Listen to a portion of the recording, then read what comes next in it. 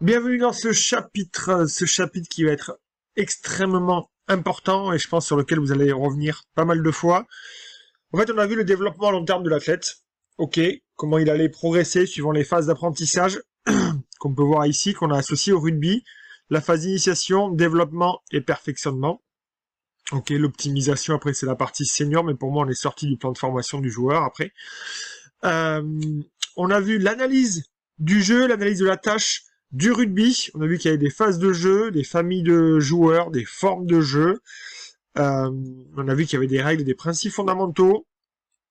On a vu qu'il y avait des gestes techniques. D'ailleurs, après, on verra le cahier technique. Et là, en fait, je vais vous parler du cahier de jeu. Le cahier de jeu, c'est quoi? C'est tout simplement l'analyse de jeu, plus détaillée, et surtout voir qu'est-ce qu'on va pouvoir faire avec nos joueurs sur chaque phase d'apprentissage. Et en fait, c'est à partir de ce cahier de jeu qu'on va pouvoir planifier nos entraînements, choisir nos thématiques, et ensuite construire sur notre carnet d'entraînement. Alors, ce que je vais faire, c'est un exercice que j'ai pas forcément l'habitude de faire, mais que j'avais vraiment envie de faire. D'habitude, je le fais sur tableau blanc. Et d'ailleurs, en formation présentielle, on le fera sur tableau blanc. Et là, on va le faire à travers l'ordi. Donc, tout l'enjeu pour moi ici est de pouvoir vous faire un schéma où les joueurs vont bouger. D'ailleurs, je vais sortir de là pour aller sur Canva. Et je vais faire bouger les joueurs pour vous expliquer, en gros, de 8 ans, de 7 ans, jusqu'à 18 ans, comment les joueurs vont bouger. Alors, pas jusqu'à 18 ans, en fait, je mens un petit peu. On va dire jusqu'à 14 ans, puisqu'après 14 ans, ce sera juste du perfectionnement, où ils vont perfectionner tout ce qu'ils auront appris en école de rugby. Donc, du moins, c'est dans ma conception des choses. Donc là, je vais prendre une dizaine de minutes pour vous expliquer tout cela. Et de manière... Alors, on va pas se le mentir, c'est de manière très schématique, un petit peu caricaturale, ok. Mais l'avantage de ça, c'est que ça nous donne une compréhension du jeu. Ça va pas être la vérité absolue, encore une fois, à 100%, mais à 80%, pour moi, on va se rapprocher de ce qu'on va retrouver sur les différentes catégories. Allez, c'est parti. Donc au départ, on démarre. Hop, donc vous voyez, on a un porteur de balle. Donc là, on est en moins de 8, les joueurs en vert clair. En face de lui, on lui met un plaqueur, ok. Et déjà, on a pas mal de choses à voir avec ces deux joueurs qui sont ici. Ok.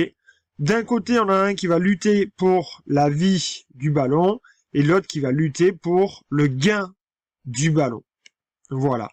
Donc déjà, à partir de là, on a quelque chose qui se passe et beaucoup de choses à travailler en moins de 8. Ok. Donc là, oui, je l'ai pas expliqué. On a nos 3 phases de jeu, pardon, ici, en haut, là, juste ici. Les phases de mouvement général, dynamique et statique. Donc là, ce que je vais évoquer là, on va être surtout sur les phases de mouvement général et dynamique. Le statique, on le verra juste après. Donc là, les joueurs, ils vont jouer. Donc ce qu'on peut faire, c'est rajouter au porteur de balle un soutien. Ici, il sera la plupart du temps un petit peu dans son axe. Enfin, il sera en gros un petit peu éparpillé. Voilà, il va graviter un petit peu comme ça. Donc nous, on va le mettre ici. Ok. Et donc tout l'enjeu ici va être pour lui de travailler ici pour plaquer, avancer et peut-être faire jouer son soutien. Qu'on va noter ici. Hop. Tac. Alors je vais essayer d'aller quand même assez vite pour pas que ça dure trop longtemps. Donc du coup, je vais faire pas mal de raccourcis. Donc en tout cas, on a les joueurs ici qui vont être concernés par la vie du ballon. Juste ici. Ok. Donc ensuite, on va rajouter, donc puisqu'en moins de 8, il joue à 5, on va rajouter comme ça des joueurs qui vont graviter autour. Ok. Et tous ces joueurs-là vont être donc des soutiens offensifs, que j'aurais pu écrire juste là. Donc voilà, donc il joue à 5 ici, et bien sûr en face, on va rajouter des défenseurs, ok, qui vont être aussi un petit peu partout. Donc pour distinguer les défenseurs et les attaquants c'est en noir, écrit en noir, et les défenseurs c'est écrit en rouge. Ok. Donc vie du ballon, gain du ballon. Voilà. Et il va y avoir des phases de dynamique, ici où ils vont rentrer en contact, et il y en a un qui va devoir essayer de jouer. Ensuite, sur les phases statiques, qu'est-ce qu'on peut dire sur nos phases statiques? D'accord. Donc sur les phases statiques, il va y avoir le porteur de balle qui va devoir engager, et à côté, par contre, ce qu'on va pouvoir commencer à travailler ici, ok, c'est cette cellule-là, hop, autour du porteur de balle. Et là, on va être capable de faire quelque chose avec ces 3 joueurs-là. Ok. Et en face, bien sûr, qu'est-ce qu'on va mettre en défense, au même titre que tout à l'heure. Il va y avoir donc un plaqueur qui va être identifié, hop, et derrière, il va y avoir, et avec lui, 2 soutiens défensifs. Donc là aussi, idem. on a des joueurs qui vont lutter pour la vie et le gain du ballon, juste ici. Très bien. Alors, maintenant, on va passer en moins de 10. Donc, moins de 10, on va rajouter 2 joueurs qui sont ici. OK. Tac. Donc, voilà. Donc, 2 soutiens offensifs en plus. Donc, ça veut dire qu'on va avoir plus d'options pour jouer avec nos joueurs. Donc là, la vie du ballon va s'étoffer. C'est-à-dire que très clairement, on va vraiment avoir ici nos joueurs qui vont être à 2 pour conserver le ballon. Tac. Ils sont à 2. On peut commencer à jouer des 2 contre 1 dans la phase de mouvement général. Ok, en tout cas, sur les phases dynamiques, on va être là. Ok, à un moment donné, ça va passer au sol. On va avoir une phase de ruck. Donc sur la phase de ruck, ben, ce qu'il va falloir rajouter, qu'on n'avait pas jusqu'à présent, on va rajouter un relayeur. Hop, ici. Tac, je parle bien d'un relayeur pour le moment. Tac. Donc on va rajouter un relayeur qui fait que lui va pouvoir relayer le jeu. Et c'est à ce moment-là qu'on va commencer à parler de sens de jeu. C'est-à-dire que le ballon, il arrive de la gauche. Et donc le but du jeu, ça va être pourquoi pas de jouer dans le sens. Voilà, pour prendre les défenseurs de vitesse en venant jouer ici. Voilà, qu'on se mélange pas les pinceaux. Donc nous, on est bien ici. Je vais un tout petit peu décaler. Tac. Donc du coup, on va venir jouer dans le sens avec 2 autres joueurs, pourquoi pas, qui vont être ici. Donc là, on est 1, 2 à la conservation, 1 au relais, et 1, 2 qui vont se trouver ici. D'accord? Donc 1, 2, 3, 4, 5, 6, 7. On a bien nos 7 joueurs. Et après, du coup, il va nous rester 2 joueurs qui, eux, vont graviter, vont être un petit peu les électrons libres, parce qu'à cet âge-là, du coup, c'est encore compliqué de travailler la circulation offensive. Donc ici, on a un groupe de joueurs de 2, qu'on va appeler les joueurs donc qui n'ont pas encore touché le ballon. Ok, on va appeler ça les joueurs en avance, juste ici, ce groupe-là. Tac. Largeur, profondeur. Ok. Et en face, bien entendu, il faut arriver à contrer ces joueurs-là. Ok, donc là, en défense, un plaqueur et un soutien défensif. Donc soit le plaqueur récupère la balle, soit le soutien défensif récupère la balle. On commence à s'organiser. Et là, on commence à organiser une ligne. Un rideau 1, pardon. Tac, je cherchais mon rideau 1, voilà. Tac, parce que le but du jeu, ça va être de contrer ces joueurs-là, ici. Donc là, du coup, on va devoir constituer un rideau 1 avec nos 2 joueurs. Tac, ok, SD, SD. Hop, ici, qu'est-ce qu'on va devoir aussi commencer à constituer? C'est une ligne de ruck, parce que le relayeur, peut-être qu'il peut partir. Aussi, on sait jamais. Donc ça veut dire qu'autour du porteur, tac, il faut mettre des soutiens. Donc ce qui veut dire qu'on a le plaqueur, un soutien défensif, ok, et ici 2 soutiens. Voilà, plaqueur avec A3, tac, ici. Et du coup, ce qui fait qu'après on a 2 joueurs qui peuvent graviter un petit peu autour là aussi en électrons libres. Ok, donc gain du ballon et ligne de ruck. On pourrait même faire ça, hop, ici, tac. Ok, très bien. Qu'est-ce que ça peut donner sur nos phases statiques juste ici? Donc hop, j'avais pas rajouté mes joueurs là, parce que ils sont peut-être autour. Tac. Donc sur les phases statiques, va se rajouter le coup d'envoi. Ok, ça veut dire que là on va reculer. Il va y avoir un coup d'envoi qui va être effectué. Et nous, ce qu'on va essayer, c'est que sur le coup d'envoi, donc là, ça c'est ma défense, ça c'est mon attaque. Mais quand on a tapé le ballon, on doit essayer de retrouver cette structure-là. Et eux, en défense, ils doivent essayer de retrouver aussi cette structure-là. Sauf que ça va se faire en mouvement. Ok, donc voilà ce qu'on va venir rajouter.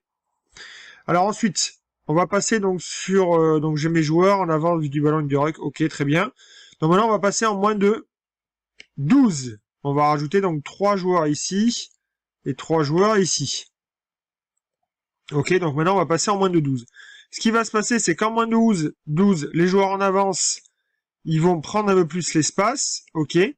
Et du coup, on va rajouter des joueurs, peut-être qui vont offrir une possibilité de jeu, ici, avec ce qu'on appelle les joueurs axiaux, la réserve axiale, ici. C'est-à-dire qu'à un moment donné, peut-être que le relayeur, ben, il aura le choix de faire jouer soit les joueurs en avance, soit, suivant le rapport de force, faire jouer ces joueurs qui sont ici, pour venir attaquer ici. Donc eux, ils se déploient toujours vers là. Et du coup, ça veut dire que nous, la ligne de ruck, on va devoir ajouter un défenseur ici pour contrer ces joueurs-là. Ok. Et après, on va rajouter un défenseur ici, parce qu'on va voir qu'en attaque, ils vont pouvoir se déployer avec 3 joueurs, un peu plus nombreux. Ok. Et on peut avoir ici un joueur qui se trouve là. Donc ligne de ruck, axial, axial, ok. Donc nous ici, ça s'agrandit un petit peu plus. Tac. Donc l'idée, c'est de comprendre aussi qu'en attaque, il y a des outils, et en défense, il y a des outils aussi. Sachant que les joueurs en avance, ils ont plusieurs formes de jeu. Ils peuvent jouer déployé, ils peuvent jouer axe, ou ils peuvent jouer...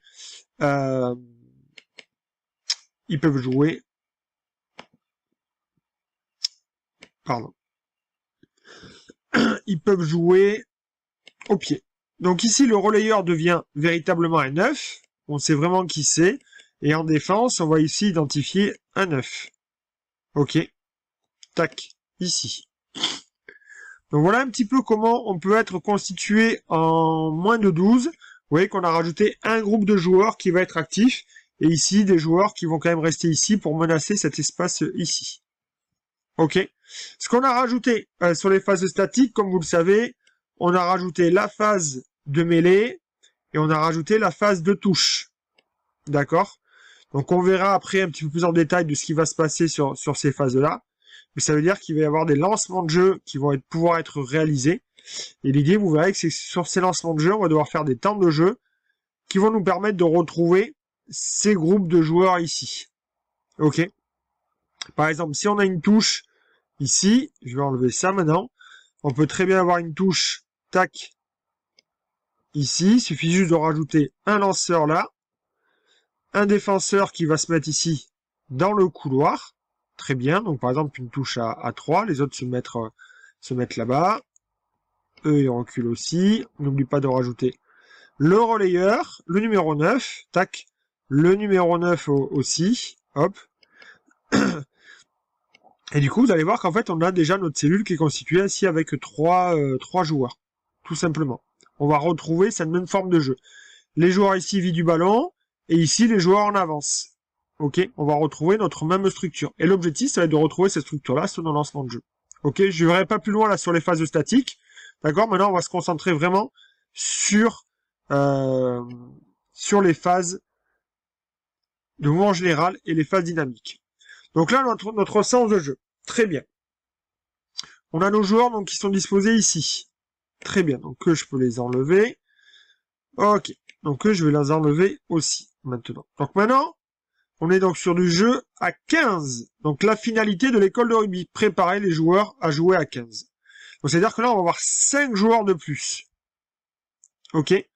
Donc ce qu'on va pouvoir faire avec ces 5 joueurs de plus, c'est qu'ici, on va pouvoir rajouter des joueurs, comme je vous ai expliqué juste avant, un nouveau groupe de joueurs, des joueurs qui sont donc en retard par rapport au ballon. C'est-à-dire qu'ils n'ont pas encore joué et qu'on pourrait éventuellement faire jouer en changeant de sens.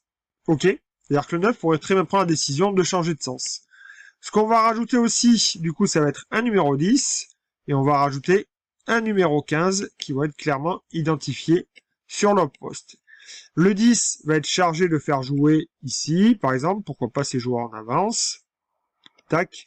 Et le 10 va se positionner ici. Et le 15 pourra éventuellement venir s'intercaler. Ok? Donc voilà comment on va venir se disposer. Tac, donc là on a toujours, là c'est bien sûr SO. SO. Tac. Pour contrecarrer ça, ben nous, il va falloir qu'il y ait des joueurs qui restent ici. Donc ça veut dire que là, notre rideau 1, il va se densifier, il va s'étoffer. Ok? Pareil au niveau de notre ligne de ruck, on va mettre un plaqueur là et on va rajouter un plaqueur ici aussi. D'accord? Tac. Là où ça va se densifier aussi, ça va être au niveau de la zone de gain du ballon. Parce que nous aussi, on va rajouter un soutien offensif. Ok, on va venir à 2 pour conserver le ballon. Parce qu'en face, mais peut-être qu'ils vont venir à 1 ou 2 pour venir nous contester la balle. Donc là, du coup, la vie du ballon, elle augmente aussi, le nombre de joueurs. Les joueurs en réserve axiale, ils vont augmenter aussi. On va être à 3 maintenant.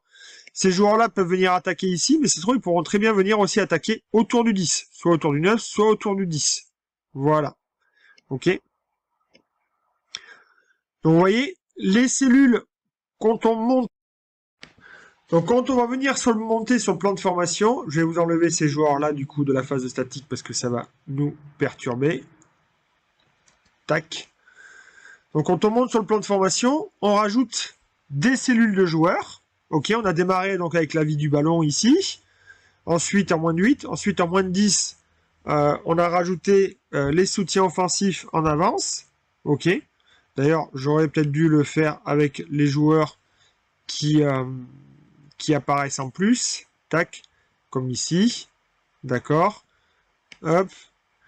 Donc bref, on a rajouté les joueurs dans la cellule en avant, on a rajouté une cellule en avance, ok.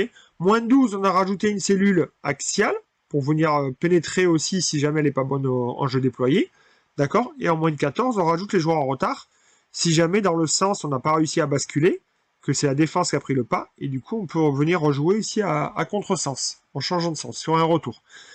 En attaque, en défense, bah, du coup l'idée c'est de pouvoir contrer ces joueurs-là, en mettant bien sûr des joueurs qui vont essayer de gagner le ballon. Ok. Ensuite, on va venir constituer un premier rideau 1 en moins de 10 pour contrer les joueurs en avance. On va constituer aussi une ligne de ruck parce que le 9 il peut partir au ras. D'accord. Ensuite, cette ligne de ruck en moins de 12 va s'étoffer parce qu'il y a des joueurs axiales qui vont peut-être venir ici engager un combat. Voilà. Et enfin, on va rajouter les défenseurs qui sont ici. Donc, c'est-à-dire que notre rideau 1 il va être à la fois dans le sens et à la fois à contresens. Ici, en ligne, pour contrer les joueurs en retard. Ok.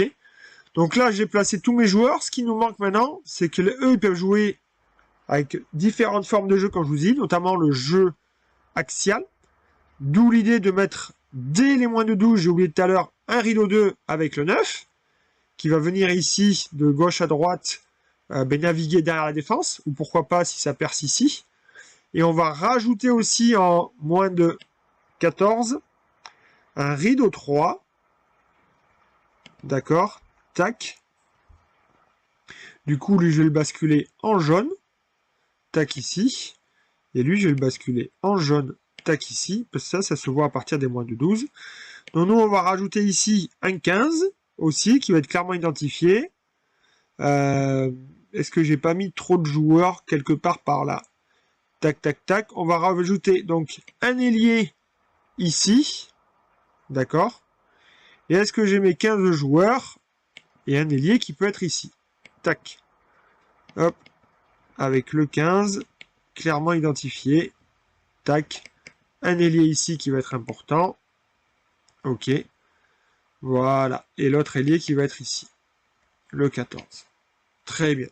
Et comme ça, ces joueurs-là, à 1, 2 ou 3, vont pouvoir assurer la couverture. Ok, en cas de jeu au pied.